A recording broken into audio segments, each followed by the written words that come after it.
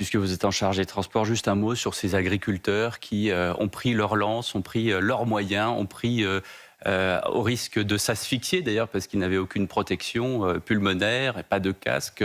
Est-ce que c'est là l'exemple, l'image d'une France totalement démunie? C'est pas la France qui est démunie, c'est la France qui est solidaire.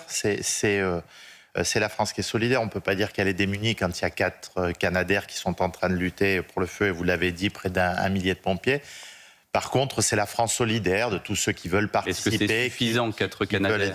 Écoutez... On parle de l'âge des Canadair, 30 ans. On a 12 Canadair, on doit monter à 14, puis à 16 en 2032. Il y a des moyens conséquents dans notre pays qui sont octroyés pour les feux de forêt. Vous l'avez dit, à travers des investissements qui doivent se faire sur d'autres Canadair, mais régulièrement sur des Dragons, sur des bombardiers. Est-ce que vous diriez qu'on a été pris de court? Est-ce qu'on a été pris de court par la canicule, par des températures? Vous savez, quand vous voyez les autres pays européens ou dans le monde entier, il y a des incendies qui sont très difficiles à fixer, quels que soient les moyens qu'on puisse y mettre. Et puis, quand vous avez 10 départs de feu, et malheureusement, c'est ce que nous a appris mon collègue Laurent Nunez hier, de manière volontaire, à moins d'1 kilomètre de distance, on voit là que on ne lutte pas à armes égales et que ces pyromanes sont particulièrement dangereux et avec des conséquences énormes pour notre pays. Les moyens sont là, la motivation et le courage des hommes,